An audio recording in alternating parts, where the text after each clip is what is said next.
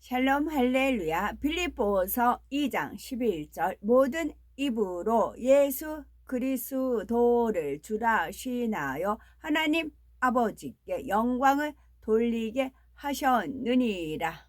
아멘. 제목은 오직 예수 그리스도의 이름으로입니다. 오직 예수 그리스도의 이름으로입니다. 믿음이 있는 사람들은 기도를 통해 응답과 축복의 역사를 체험합니다. 그런데 기도할 때 어떤 이들은 습관을 쫓아 예수님의 이름으로 기도합니다 라고 하는가 하면 예수 그리스도의 이름으로 기도합니다 라고 하기도 합니다. 과연 기도는 어떻게 마무리하는 것이 옳을까요? 혹여 뭐 그런 것까지 신경 쓰느냐 라고도 할 수 있겠지만 절대 그렇지가 않습니다. 예수 그리스도의 이름에는 중요한 의미가 담겨 있고 그 권세가 엄청나기 때문입니다. 성경은 예수님께서 유일한 구세주이심을 알려주십니다. 요한복음 14장 6절에 예수께서 가라사대 내가 곧 길이요 진리요 생명이니 나로 말미암지 않고는 아버지께로 올 자가 없느니라 말씀했고, 사도행전 4장 12절에 다른 이로서는 구원을 얻을 수 없나니 천하 인간의 구원을 얻을 만한 다른 이름을 우리에게 주신 일이 없음이니라 하였더라 말씀했습니다. 첫사람 아담의 범죄로 인해 모든 인류는 죄의 싹은 사망이라는 말씀대로 영원히 지옥으로 갈 수밖에 없었지요. 하나님과의 사이에 막힌 죄의 문제가 해결되어야 구원받아 천국에 갈 수 있는데, 이를 해결하기 위해서 예수님께서 이 땅에 오셔서 십자가에 달려 피 흘려 돌아가셨습니다. 예수 그리스도의 보혈로서 우리의 죄를 대속하시고 구원의 길을 열어주신 것이지요. 그러면 예수님께서 구세주의 사명을 온전히 감당하신 것은 언제일까요? 나무 십자가에 달려 돌아가시고 무덤에 장사된 지 사흘 만에 사망 권세를 깨뜨리고 부활하셨을 때 비로소 구세주가 되셨습니다. 그래서 예수님께서 부활하신 후에는 구세주의 의미가 담긴 그리스도를 덧붙여 예수 그리스도라고 해야 하는 거죠.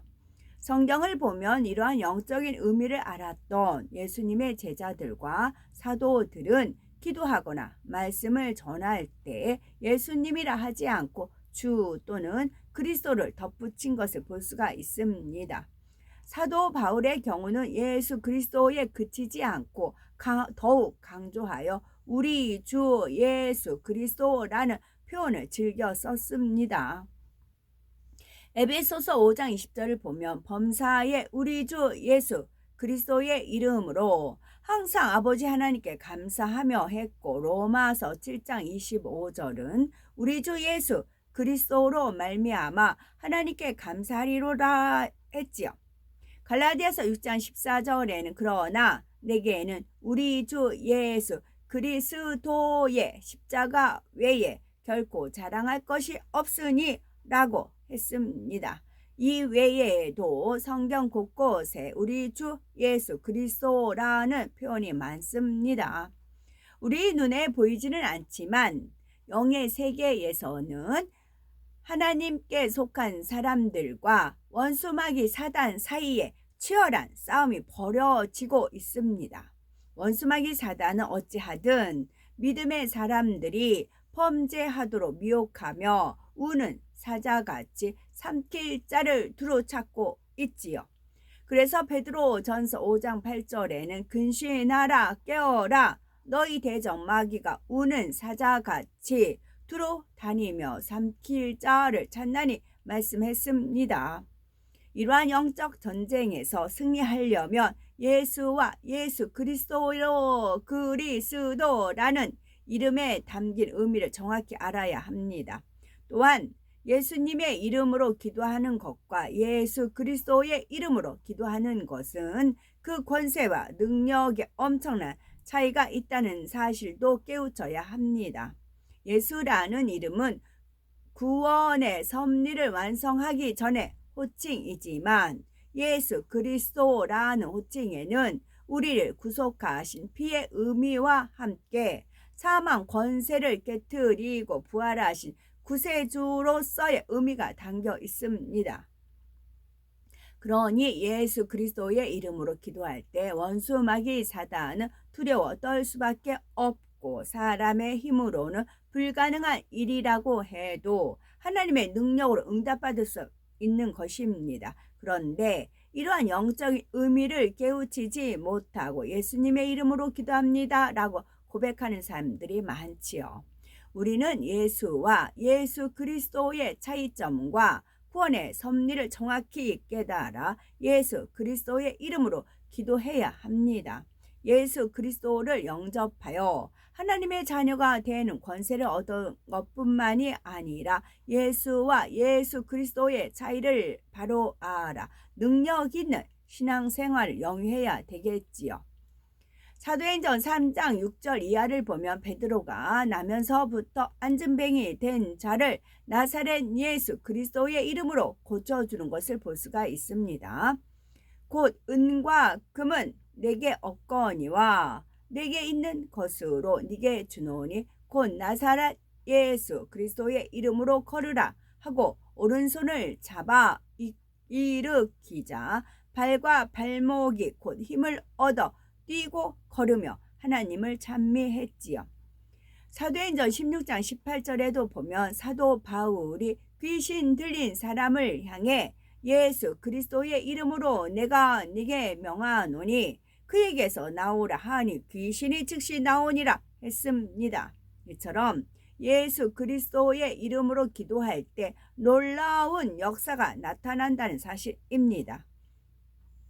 그러면 우리가 왜 예수 그리스도라고 해야만 하는지 한 가지 비유를 들면요. 만일 도둑이 옆에 있는데도 경찰이 그를 몰라본다면 도둑은 두려워하지 않고 도망가지도 않습니다. 그러나 경찰이 자신의 정체를 알고 있다고 생각한다면 도둑은 어떻게 하겠습니까?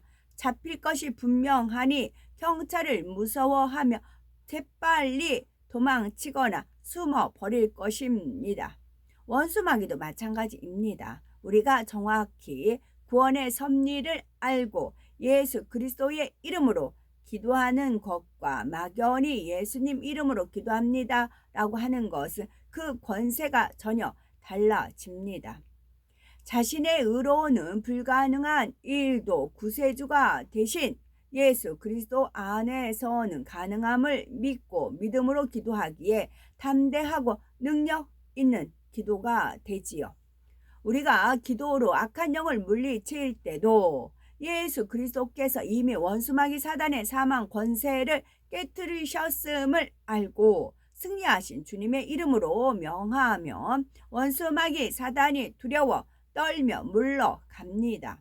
이런 사실을 반드시 기억하시므로 예수님의 이름으로 기도하는 것이 아니라 예수 그리스도의 이름으로 혹은 주 예수 그리스도의 이름으로 하셔야 되겠지요. 그런데 종종 어떤 분들은 나사렛 예수 그리스도의 이름으로 기도합니다 라고 합니다. 성경에서 나사렛을 넣은 이유는 예수님께서 나사렛에서 자랐기 때문에 붙여진 것이지요. 따라서 이스라엘이 아닌 다른 나라에서는 나사렛이란 이름을 넣을 필요는 없이 예수 그리스도의 이름으로 기도하면 되는 것이지요. 아무리 우리가 하나님을 믿고 신앙생활 오래 하며 여러 직분이 있다고 해도 여전히 죄 가운데 살아간다면 영적인 힘이 없습니다. 그래서 예수 그리스도의 이름으로 물리치는 기도를 해도 시험 환난이 떠나지 않지요. 마치 더러운 것에 벌레가 모여드는 것과 같이 원수마귀 사단이 계속 역사하며 괴롭히는 것입니다. 반면 비록 어린아이라 할지라도 하나님을 사랑하고 말씀대로 살면 이 아이에게는 영적인 힘이 따르게 됩니다.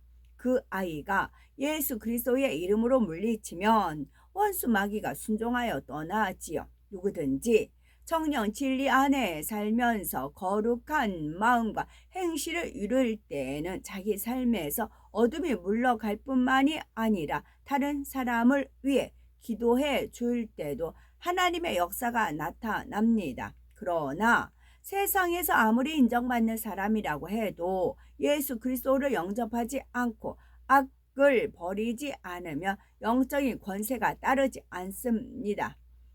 주님을 믿고 악이 없는 성결한 사람만이 영적인 권세가 따르며 하나님의 역사가 나타나지요. 성결된 하나님의 참 자녀가 되어 예수 그리스도의 이름으로 기도하는 것마다 놀라운 응답과 축복을 받아 하나님께 영광 돌리는 우리가 되어야 되겠습니다. 아멘.